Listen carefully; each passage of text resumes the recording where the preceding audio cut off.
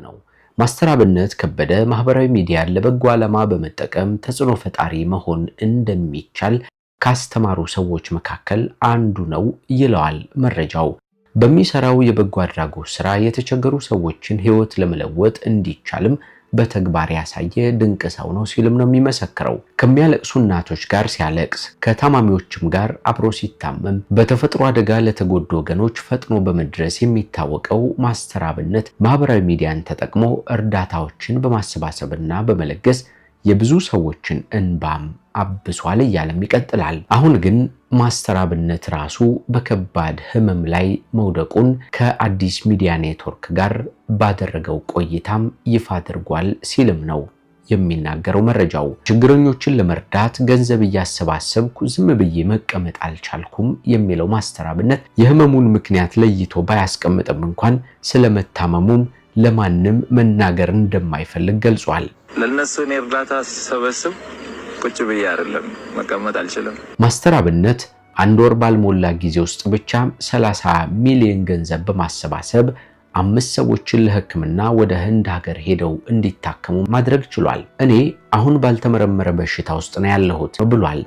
በምርመራ የማይታወቅ ታማሚ አንተ ትሆናለህ። ብትመረመር በሽታው አይገኝም አንተ ላይ ህመሙ አይታወቅም፣ ግን ሳይኮሎጂካሊ ትጎዳለህ። አይምሮን እያጣ ነው የምትመጣው፣ ራስን እያጣ ትመጣለህ።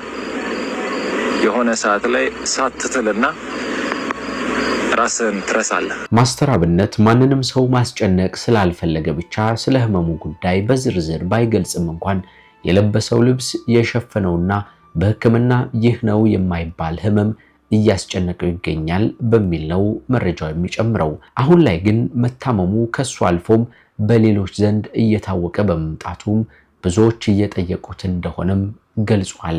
የእናቶችና የአባቶች እንባ ሲታበስ ማየት፣ ወንድሜ አንገቱን ቀና አድርጎ ሲሄድ ማየት፣ የኩላሊት ህመም የነበረባት እህቴ ተሽሏት ፈገግታዋ ሲመለስ ከማየት በላይ የሚያስደስተኝ ነገር የለም የሚለው ማስተር አብነት ያንን አይቼም እጽናናለሁ ሲልም ነው የሚናገረው። አብነት የውስጤን በሽታ ፈጣሪ እንደሚያድንልኝ አምናለሁ በማለትም ከዚህ ውጪ ሰው ማስጨነቅ ስለማልፈልግ የኢትዮጵያ ህዝብ አባቶችና እናቶች እንዲጸልዩልኝ እጠይቃለሁ ሲልም ነው ሐሳቡን ያኖረው። ከጊዜ በኋላም የህይወቱ ትርጉም በበጎ አድራጎት ስራ ውስጥ ያገኘው ማስተር አብነት ዛሬ ላይ ለተቸገሩ ድምጽናም የተስፋ ድልድይ በመሆን በፌስቡክ ገጹ ላይ ከ1.7 ሚሊዮን በላይ ተከታዮች፣ በቲክቶክ ደግሞ ከ4.9 በላይ ተከታዮችን ማፍራት የቻለ ተጽዕኖ ፈጣሪ መሆን ችሏል። ኢትዮጵያ ውስጥ ከሚኖሩ የቲክቶክ ተጠቃሚዎች መካከልም ከፍተኛ ተከታይ ያለው እሱ እንደሆነም